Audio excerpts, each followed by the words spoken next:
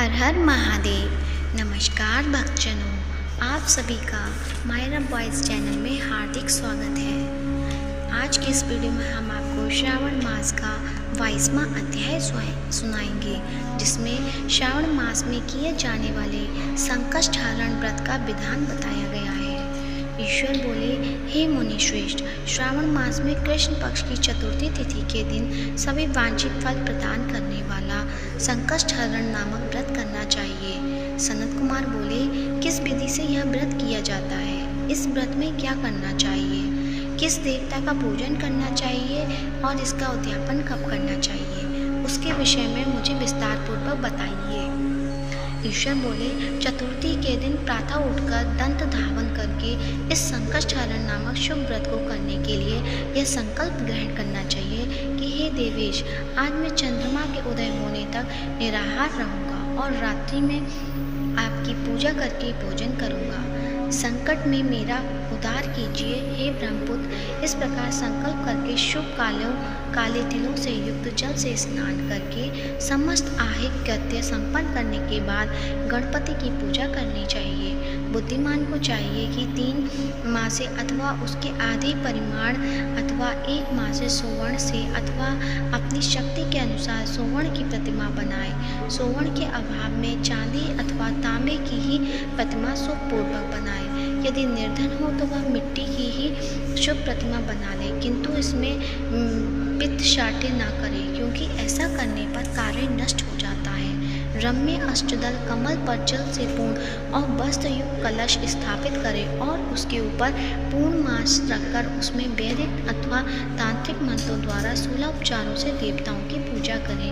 हे विप्र, तिल युक्त 10 उत्तम मोदक बनाएं, उसमें से 5 मोदक देवता को अर्पित करें और 5 मोदक ब्राह्मण को प्रदान करें। भक्ति भाव से उस विप्र की देवता की भांति पूजा करें और यथाशक्ति दक्षिणा देकर यह प्रार्थना करें, हे विप्रवरी, आपको नमस्कार है।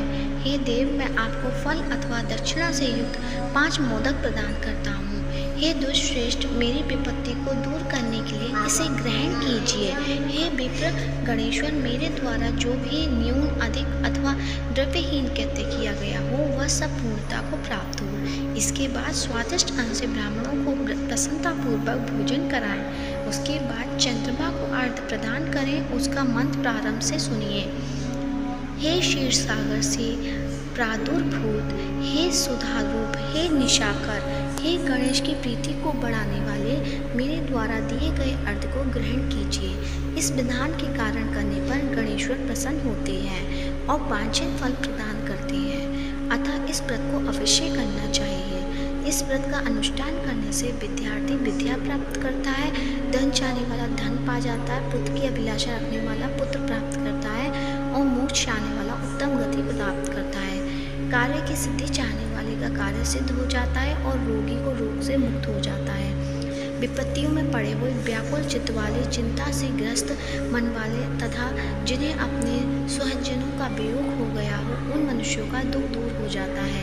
यह व्रत मनुष्यों के सभी कष्टों का निवारण करने वाला, उन्हें सभी अभिष्ट फल प्रदान करने वाला, पुत्र पौत्र आदि देने वाला तथा सभी प्रकार की संपत्ति प्रदान करने वाला है। हे सनत कुमार, अब मैं पूजा तथा जप के मंत्रों को आपसे कहता हूँ। प्रणव के पश्चात नमः शब्द लगाकर बाद में हेरम्ब मन मोदित तथा षट्कष्टस्य निवारण, इन शब्दों का चतुर्यंत जोड़कर पुनः अंत में स्वाहा प्रयुक्त करके इस 21 वर्ण वाले मंत्र ओम नमो हेरम्ब्याय मदमोदिताय संकष्टस्य निवारणाय स्वाहा को बोलना चाहिए। बुद्धिमान व्यक्ति को चाहिए कि इंद्र आदि लोकपालों की सभी दिशाओं में पूजा करे।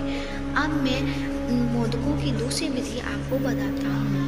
पके हुए मूंग तथा तिलों से युक्त घी में पकाए गए तथा गरी के छोटे छोटे टुकड़ों से मिश्रित मोदक गणेश जी को अर्पित करें। उसके बाद दुर्वा के अंकुर लेकर इन नाम पदों से पृथक पृथक गणेश जी की पूजा करें। उन नामों को मुझे सुनिए। हे गणाधिप, हे उमापुत्र, हे अघनाशन, हे एकदंत, हे मूषक वाहन, हे विनायक, हे ईशपुत्र, हे सर्व सिद्धि प्रदायक, हे विघ्नराज, हे संकष्ट नाशक, हे लंबोदर, हे गणाध्यक्ष, हे धूमकेतु, केतु, हे भालचंद्र, हे शूर्पकर्ण, आपको नमस्कार है। इस प्रकार इन 21 नामों से गणेश जी की पूजा करें। उसके बाद भक्ति से नर्म होकर प्रसन्न बुद्धि से गणेश देवता से इस प्रकार प्रार्थना करें। हे विघ्नराज, आपको नमस्कार है। हे उमापत्र, हे अग्नाशन, जिन उद्देश्य से मैंने यथाशक्ति आपका पूजन किया है उससे प्रसन्न होकर शीघ्र ही मेरे हृदय स्थित होकर मनोरथ को पूर्ण कीजिए। हे प्रभु, मेरे समक्ष उपस्थित विविध प्रकार के समस्त विघ्नों का नाश कीजिए। मैं यहाँ सभी कार्य आपकी ही कृपा से करता हूँ। मेरे शत्रुओं की बुद्धि का नाश कीजिए तथा मित्रों की उन्नति कीजिए। इसके बाद 108 आहुति देकर होम करें। उसके बाद व्रत की संपूर्णता के लिए मोदकों का वायन प्रदान करें। उस समय यह करें, गणेश जी की प्रसन्नता के लिए मैं 7 लड्डुओं तथा 7 मोदकों का वायन फल सहित ब्राह्मण को प्रदान करता हूँ। तदंतर हे सत्तम पुण्यदायिनी कथा सुनकर इस मंत्र के द्वारा 5 बार प्रयत्न पूर्वक चंद्रमा को अर्घ्य प्रदान करें। शिरो दान वसंभूत अत्रि गोत्र समुद्धव ग्रहा हृदयम मया दंतम रोहिणाम सहिता शिष्णः। क्षीरसागर से उत्पन्न तथा अग्नि गोत्र में उत्पन्न हे चंद्र रोहिणी सहित आप मेरे द्वारा यह प्रदत्त अर्घ्य को स्वीकार कीजिए। उसके बाद अपने अपराध के लिए देवता से क्षमा प्रार्थना करें और अपने सामर्थ्य के अनुसार ब्राह्मणों को भोजन कराएं तथा ब्राह्मणों को जो भी अर्पित किया हो उसके अपशिष्ट भोजन को स्वयं ग्रहण करें। मौन होकर 7 ग्रास ग्रहण करें और अशक्त हो इच्छानुसार भोजन करें। इसी प्रकार 3 मास अथवा 4 मास तक विधान पूर्वक इस व्रत को करें। उसके बाद बुद्धिमान को चाहिए कि 5वें महीने में उद्यापन करें। उद्यापन के लिए बुद्धिमान को अपने सामर्थ्य के अनुसार स्वर्णमयी गणेश प्रतिमा बनानी चाहिए। उसके बाद भक्ति संपन्न मनुष्य को पूर्वोक्त विधान से चंदन सुगंधित द्रव्य तथा अनेक प्रकार के सुंदर पुष्पों से पूजा करनी चाहिए और एकाग्रचित्त होकर नारिकेल फल से अर्घ्य प्रदान करना चाहिए। पायस से युक्त सूप में फल रखकर और उसे लाल वस्त्र से लपेट कर यह वायन भक्त ब्राह्मण को प्रदान करें। साथ ही स्वर्ण की गणपति प्रतिमा भी दक्षिणा सहित उन्हें दे दे। व्रत की पूर्णता के लिए एक आटक तिल का दान करें। उसके बाद विघ्नेश प्रसन्न हो ऐसा कहकर देवता से क्षमा प्रार्थना करें। इस प्रकार उद्यापन करने से अश्वमेध यज्ञ का फल प्राप्त होता है और मनोवांछित सभी कार्य सिद्ध हो जाते हैं। हे सत्तम, पूर्व कल्प में स्कंद कुमार के चले जाने पर पार्वती ने मेरी आज्ञा से 4 महीने तक इस व्रत को किया था। तब 5वें महीने में पार्वती ने कार्तिक को प्राप्त किया था। समुद्र पान के समय अगस्त्य जी ने इस व्रत को किया था और 3 माह में विघ्नेश्वर की कृपा से उन्होंने सिद्धि प्राप्त कर ली। हे विपेंद्र, राजा नल के लिए दमयंती के 6 महीने तक इस व्रत को किया था। तब नल को खोजते हुए दमयंती को वे मिल गए थे। जब चित्रलेखा अनिरुद्ध को वाणासुर के नगर में ले गई थी तब वह कहाँ गया और उसे कौन ले गया यह सोचकर प्रद्युम्न व्याकुल हो गए। उस समय प्रद्युम्न को पुत्र शोक से पीड़ित देखकर रुक्मिणी ने प्रेम पूर्वक उससे कहा कि हे पुत्र, मैंने जो व्रत अपने घर में किया था उसे मैं बताती हूँ, इसे ध्यान पूर्वक सुनो। बहुत समय पहले जब राक्षस तुम्हें उठा ले गया था तब तुम्हारे वियोग जन्य दुख के कारण मेरा हृदय विदीर्ण हो गया था। मैं सोचती थी कि मैं अपने पुत्र का अति सुंदर मुख कब देखूंगी। उस समय अन्य स्त्रियों के पुत्रों को देखकर मेरा हृदय विदीर्ण हो जाता है था कि कहीं अवस्था साम्य से यह मेरा ही पुत्र तो नहीं। इसी चिंता में व्याकुल हुए मेरे अनेक वर्ष व्यतीत हो गए। तब देवयोग से लोमश मुनि मेरे घर आ गए। उन्होंने सभी चिंता को दूर करने वाला संकष्ट चतुर्थी का व्रत मुझे विधि पूर्वक बताया और मैंने 4 महीने तक इसे किया। उसी के प्रभाव से तुम शम्बरासुर को युद्ध में मारकर आ गए थे। अतः हे पुत्र, इस व्रत की विधि जानकर तुम भी इसे करो, उससे तुम्हारे अपने पुत्र का पता चल जाएगा। हे विप्र, प्रद्युम्न ने यह व्रत करके गणेश जी को प्रसन्न किया। तब नारद जी से उन्होंने सुना कि अनिरुद्ध बाणासुर के नगर में है।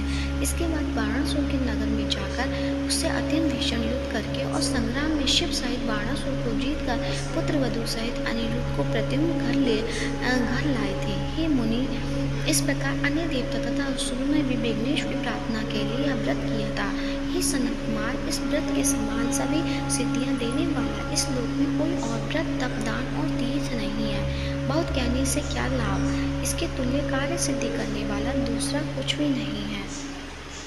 अभक्त नास्तिक तथा शठ को इस व्रत को उपदेश नहीं करना चाहिए, अपितु पुत्र, शिष्य, श्रद्धालु तथा सज्जन को इसका उपदेश करना चाहिए।